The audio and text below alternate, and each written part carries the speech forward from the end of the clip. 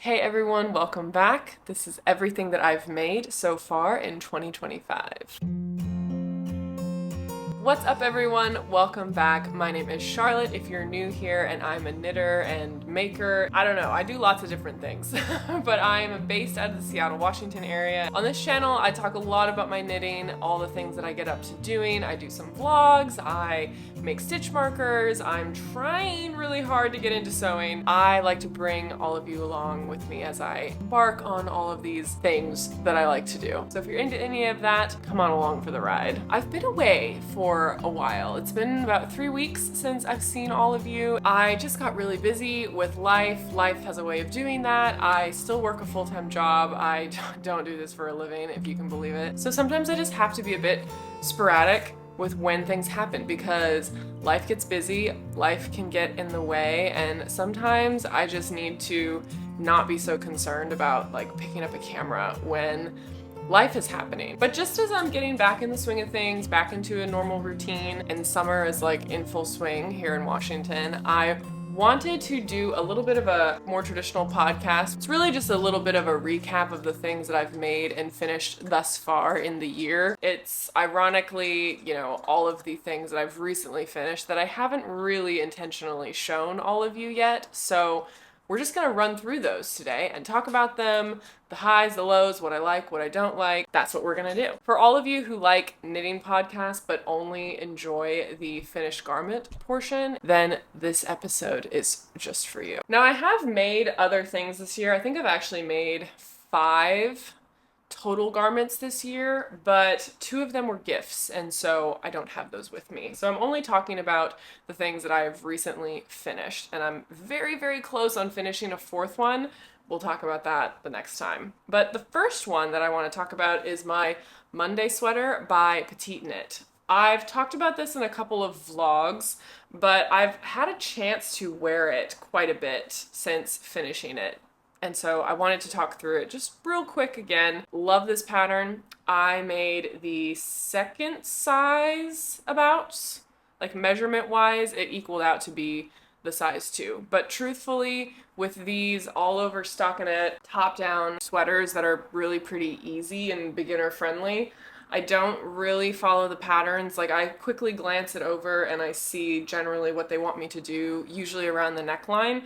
And then from there, it's kind of a Hail Mary of, whatever I'm feeling. I don't think I did all the decreases for the sleeves. I think I did maybe half of what they called for. So I have a little bit of a straighter sleeve. I definitely did not do a gauge for this. It worked out fine. I think stitch count wise, I probably was closer to the smallest size, but because my yarn was the gauge that it was wider than it would have been if the gauge was correct, so it ended up being bigger, so I had to stop increasing. I basically had to knit a smaller size than what I originally started out with on this project because I believe I cast on for the size 3, I want to say, and I've definitely ended up measurement wise somewhere around the size 2, and I want to say stitch count wise I was somewhere around the smallest size. Gauge really does matter, but sometimes depending on what you're making you can really just adapt and it's not that big of a deal, and these top-down stockinette stitch sweaters are really the simplest construction of sweaters in my opinion, so it's really easy to modify those. As an example of that, one of the ways that I did modify this was I had reached a point where I felt that the body was going to fit me the way that I wanted it to, but the sleeves still felt a bit too shallow in the depth of the yoke, as well as they weren't going to be boxy enough. And so I just did some compound increases, which for those of you that don't know, I believe the correct understanding of that and my understanding of it is, did I say compound interest before? Compound increasing basically is when you are adding increases to the arms and the body of your garment at different rates, or you stop one and you continue the other. You're not doing it in complete symmetry is what I'm trying to say. That wasn't in the pattern. I just decided to do that and I think it turned out really well. The finishings on this sweater I think are really nice. It has a folded over hem, which I really like. It also has some short rows on the back of the neck, which I think creates a really nice flat but slightly raised fit of the garment. I did all Italian sewn bind offs for my finishings. All in all, this is like very, very simple. Love it. Would definitely remake again. I think it's a really great fitting and really nicely designed top-down stockinette sweater. This will go with everything. Very, very timeless. Can be styled up, can be styled down. This is definitely a staple and my favorite raglan that I have done in terms of just your basic crew necks. The yarn I chose for this was Jill Draper Kingston. I've talked about this yarn a lot. If you're new and haven't heard of it before, it's a fairly rustic hand-dyed yarn. I forget where Jill Draper is actually based, but she's US based. I typically see her stuff when I go to Maryland Sheep and Wool. That's the only time I've seen and bought stuff from her. But the yarn is a very intensely heathered yarn. There's a lot of different colors happening in here. The base is this mahogany reddish kind of brown, and then the heathered in it is mustard yellow, it's red, there's some black, there's some like hints of green maybe, navy blue. Definitely a very complex color, I would say. And I tried lots of swatches for what I would make out of this yarn, but I opted for just a simple garment to let the yarn kind of speak for itself, and I'm definitely really happy that I did that. The wear of the yarn, I can already tell, is gonna be great. It's not pilling, it's not itchy, it's not super soft, I would say, but I can wear it next to my skin and it's not itchy, it's not bothersome. Highly recommend. I also made another sweater out of this yarn. I made the Cloud sweater by Petite Knit and I carried that with some Surrey. That was like a very rich color, luxurious fabric in the end. If you wanted to soften up your rustic yarns, I definitely have really enjoyed using Surrey to kind of elevate it a little bit and not have it be so casual looking. I find that rustic yarns are very, very functional, which I really like about them, but they can tend, in my opinion, to look just too casual sometimes. And sometimes I really want the final fabric to look not quite so homemade. And there's something about rustic yarns that, in my head at least, screams like homemade, handmade, and while that's a great look at times, it's not always the look I'm going for. I think in this application it's really fine, and this yarn I think looks very expensive because of the colors in it. It's just a really great yarn. Highly recommend. And this was my official first finished garment of 2025. It took me forever, but we've been through it this year, so. All right, this next one is really cool, in my opinion. This is a pattern that I've been wanting to make for a while from Lily Kate France. This is her Calm Down tee. And this was actually a 4-day knit along challenge that I did with my mom. It was a 4-day summer top knit challenge. So I made this bad boy in 4 days, which I'm honestly so incredibly shocked that I finished. I have a whole vlog that I made about this process, but now that I've actually had it finished for a while, I can give some feedback on the wear and the yarn that I chose, because to me that was the real wild card. I definitely wanted to use something from my stash instead of buying yarn for the project, and the only thing I really had that would be both enough yarn as well as something from my stash and the right weight was a 100%, I guess not 100% linen. It was mostly viscose. It was like a viscose linen blend yarn from Bozeman, Montana. And it was actually from the yarn shop that sponsored the cow, which was kind of fun. The yarn was, I believe it was called Studio Linen, and I think it's by Erica Knight. I will have it listed though, just so I'm positive. The pattern is not originally designed in linen yarn. It's originally designed in a wool yarn, I believe.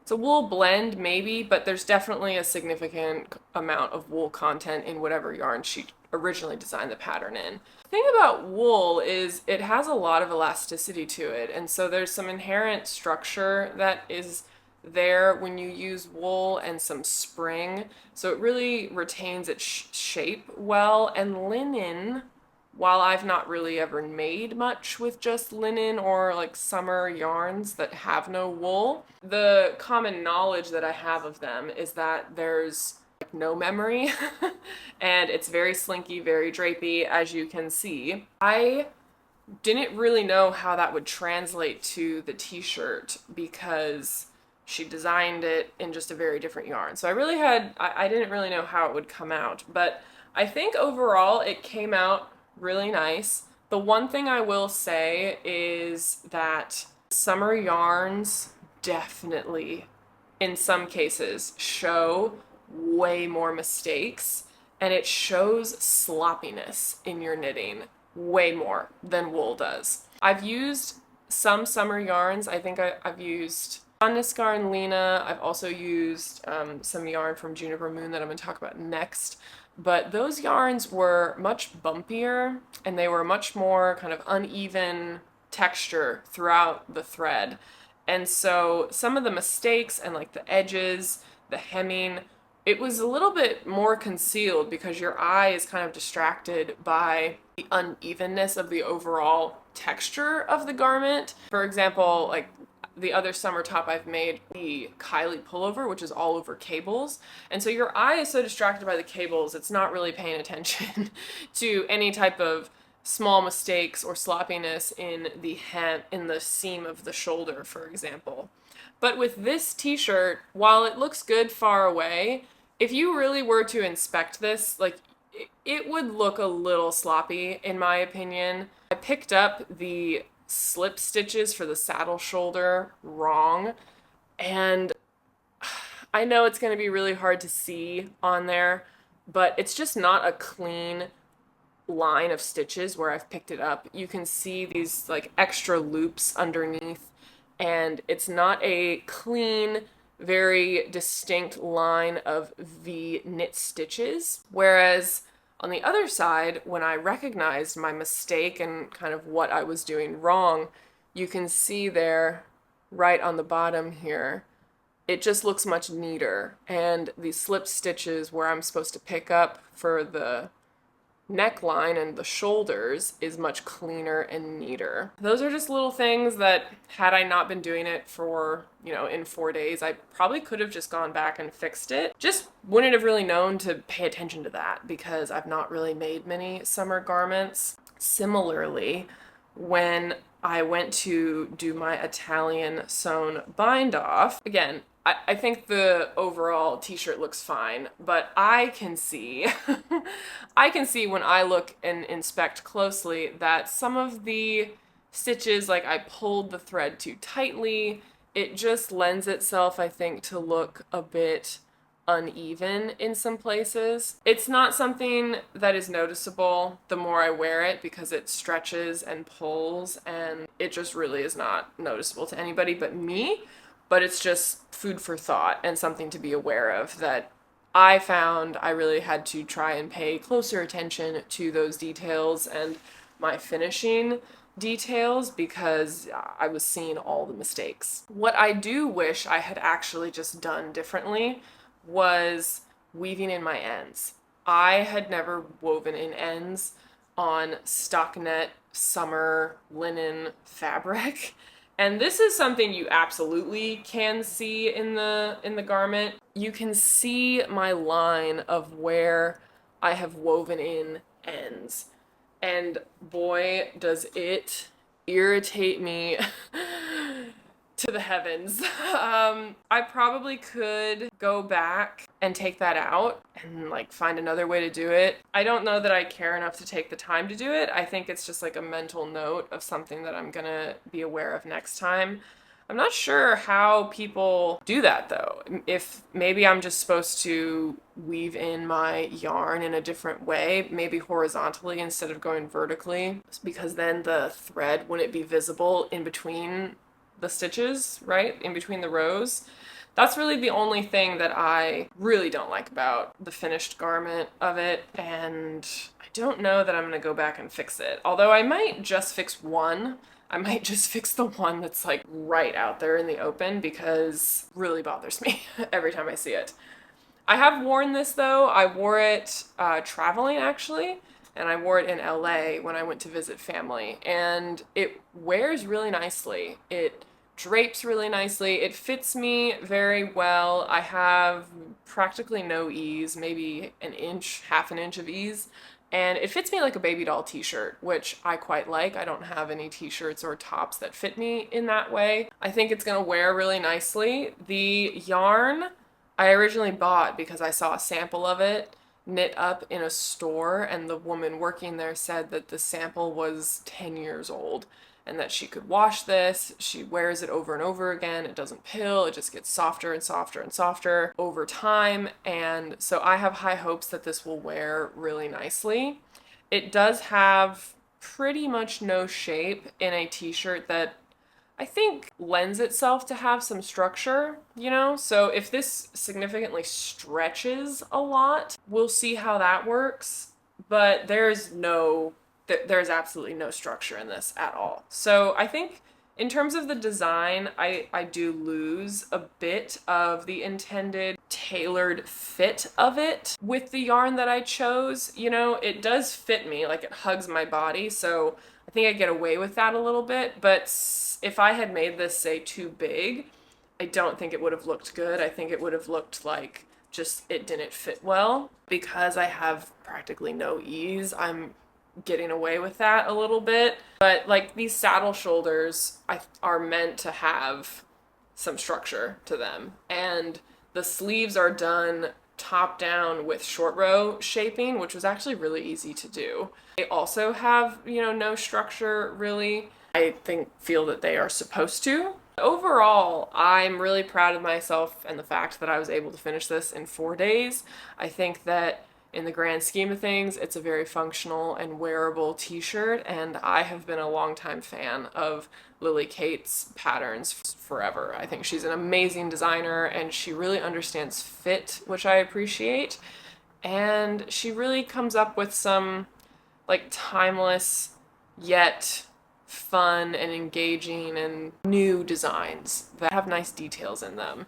And for me, it's all about the little details. So all in all, the only thing I think I might change is I might fix my weave-in ends on the front of the top so I don't see that like ugly line right on the top, right in the front.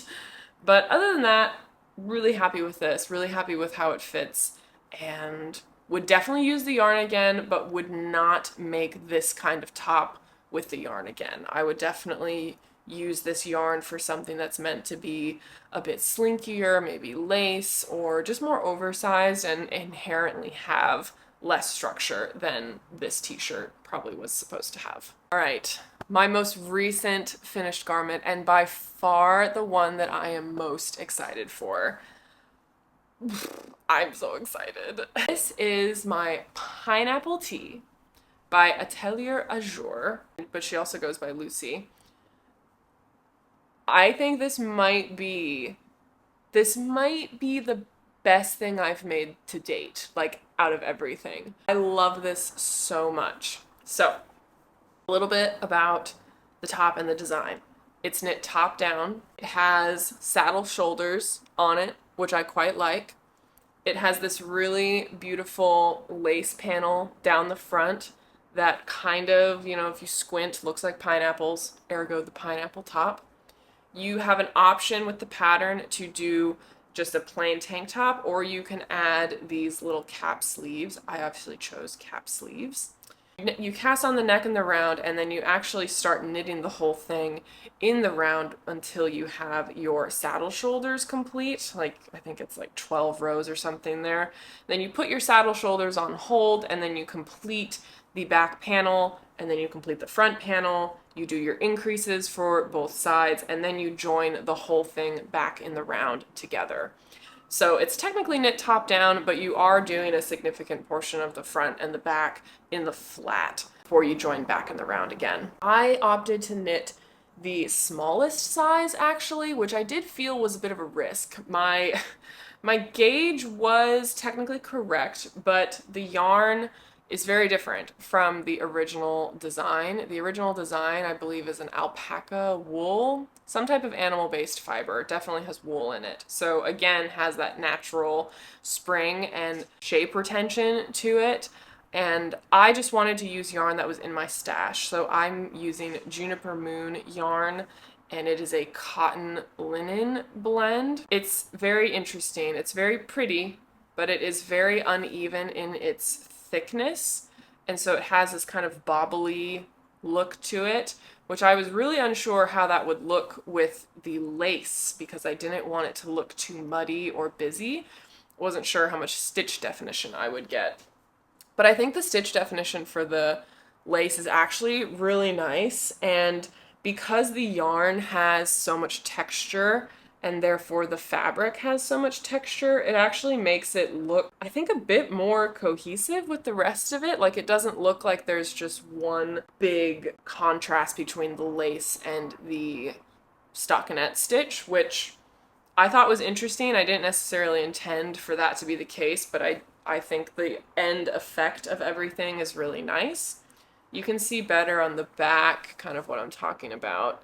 It just has this uneven kind of texture to things, which I think makes the fabric a bit different, compared to just a standard where the gauge of the yarn is the same throughout the entire thing. Knitting this was really fun, really enjoyable. I have not worn this yet. I have never worked with this yarn before, so I don't know what it's going to end up being or how it's going to wear, but it's really soft, it's really comfortable.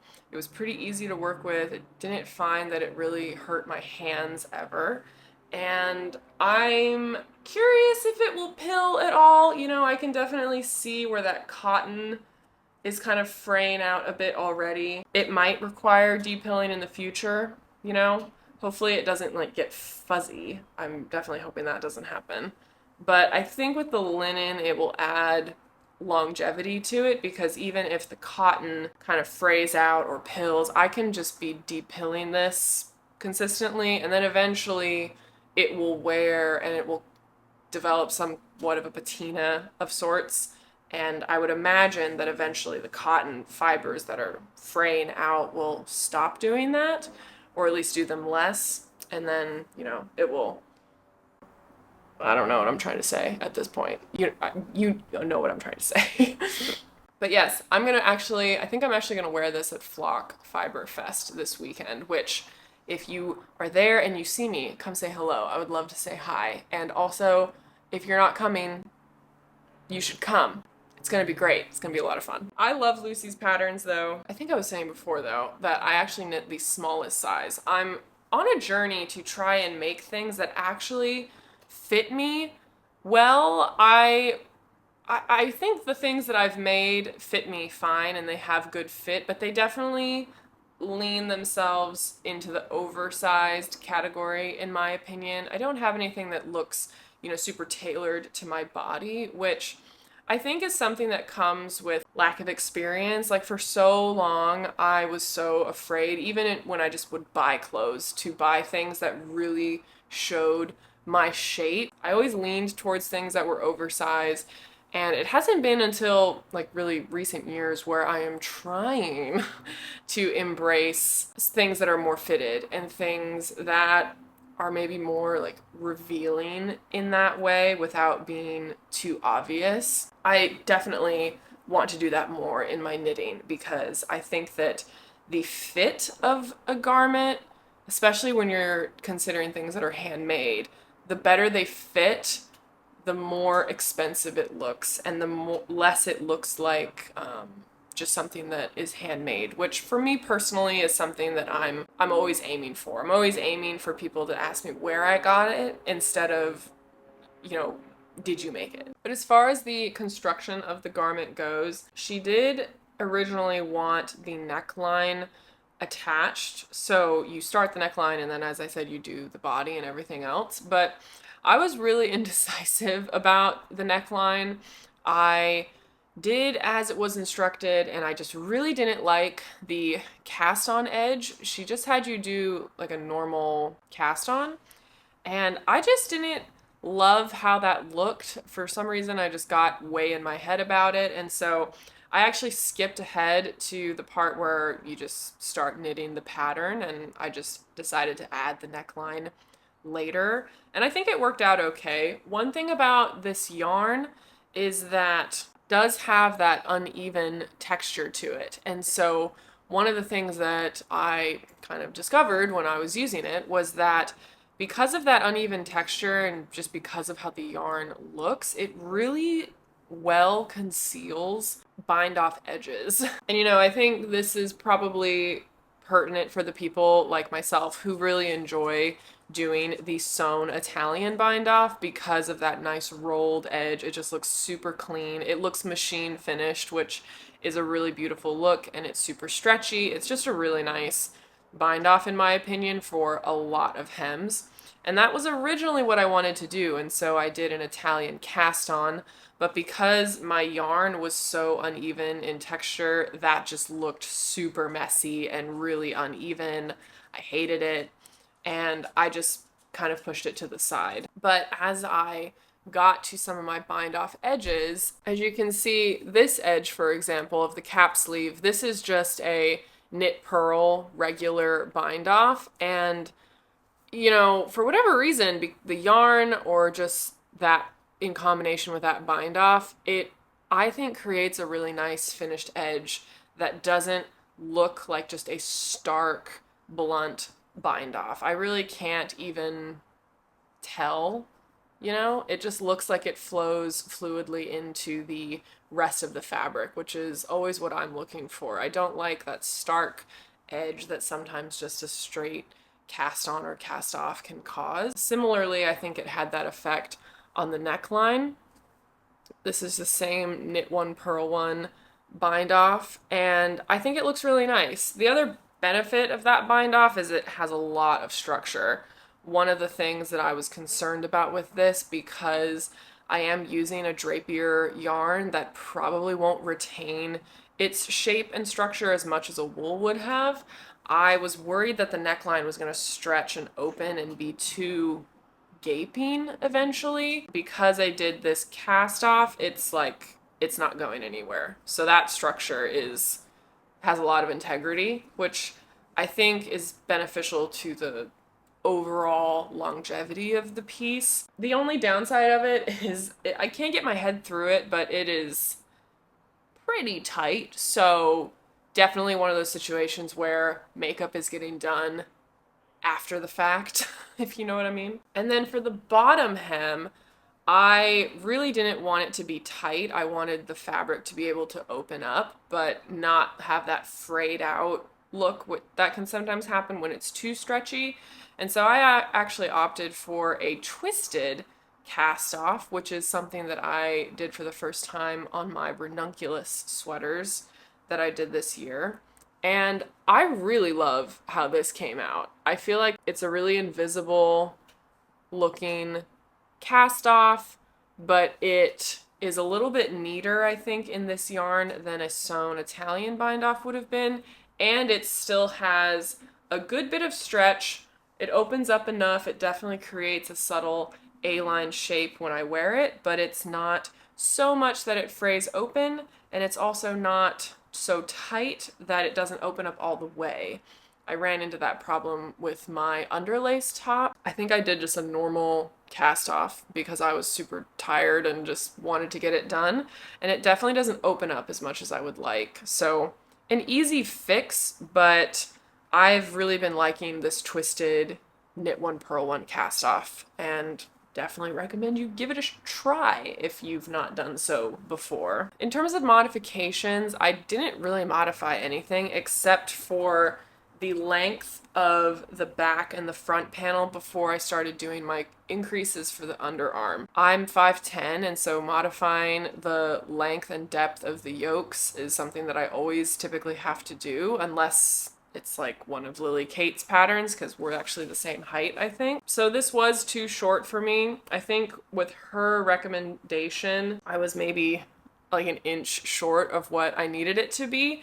So I did add some length. While that was very easy to do, I did have in the back of my head that I was doing a cap sleeve. And so I wasn't sure how that would affect the sleeve because as I was trying on the piece after I joined in the round, I did feel that the armhole was actually a little bit too big. Like maybe I did overkill on the depth of the yoke and now it's too big and yeah, I don't know what I'm gonna do with the sleeve because I did feel that I wanted to try to bring that up a little bit again. So I didn't really necessarily have to modify the sleeves per se, but I did have a few extra sleeve stitches. So I was between sizes on the cast on number of stitches for picking up the sleeves.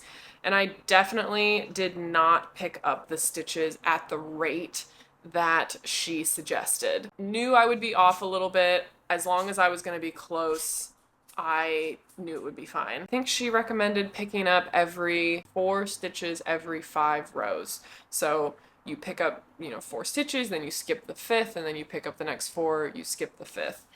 I knew just by looking at it that that was going to be way too many, so I think I kind of fudged around with this a few times, but I ended up doing either every other stitch or 2 stitches every 3 rows, something along those lines. And at first attempt, I had way too many stitches, and then the second attempt, I had not enough.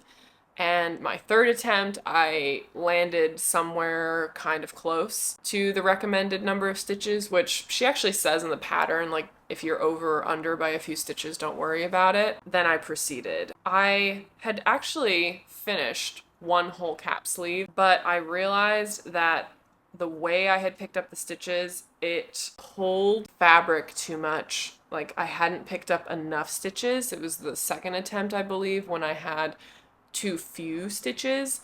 And the reason I would say I had too few was because this line here where this joins, the back of this was buckling a little bit because the sleeve does have to evenly go around your armhole circumference in a way that allows the back fabric to open up and stretch the way it should. And the second attempt that I did, it was kind of buckling like this, and this sleeve fabric here was pulled way, way tight, which was just a weird look to begin with. But functionally, it would have meant that there were buckles in the fabric, which I did not want. So I ended up ripping out that sleeve and then trying for a third time, at which point it ended up working out. I think it opened up okay, and I don't think that it buckles at all, which is a miracle. But that's like a great example of one of the things that I think is very true in knitting, in that gauge does matter, trying on as you go. These things do matter, and there are a lot of things that can be fixed kind of after the fact, or they will block out. They truly will just block out. But blocking and maybe fixes after the fact will not defy the laws of physics,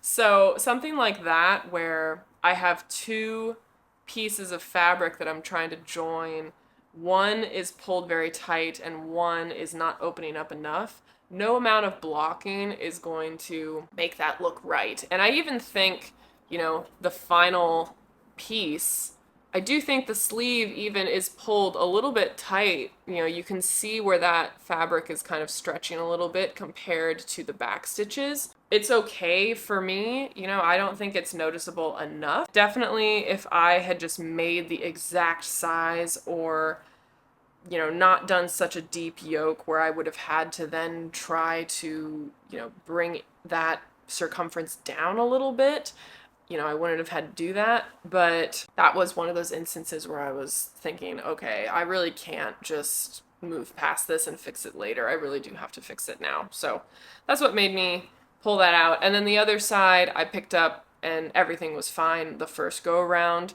The little ruffle detail was really fun. I'd never done ruffles like this before.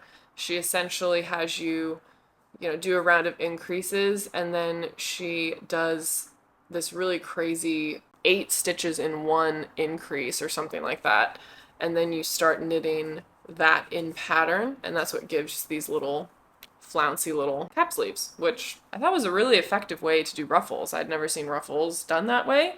Not really a ruffle gal at the moment, so I don't have much experience in that area, but I thought it was cool. And those are like the big things, the big takeaways from this. Like I said in the beginning, think this is by far one of the most beautiful things I've ever made, if not my most favorite thing I've ever made.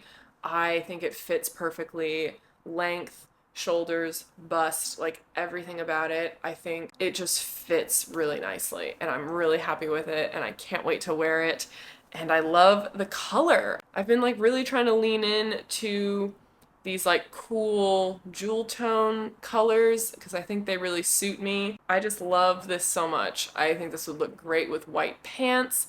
I have these really crazy tarp looking type pants that I think will be really cool, and I'm just really excited about this. So highly recommend both the yarn and the pattern if you have never worked with either one. Definitely recommend. And that is it, everybody. That is everything that I have made and kept for myself so far this year. It's been a much slower year in terms of knitting for me. If you don't know, I've had several surgeries this year. You know, I had elbow surgery, I had sinus surgery, I've been working a lot. Things have just been really busy. So I may not have, you know, finished as many things as I have in prior years, or even as many things as I would have wanted to finish, but I think all things considering, I'm happy to finally be clearing the slate of things that I had started from last year and earlier this year, and now moving on to the next things, which I have some great yarn in my stash that I'm so excited to bust out and start using. I've started one new project and I can't wait to cast on my next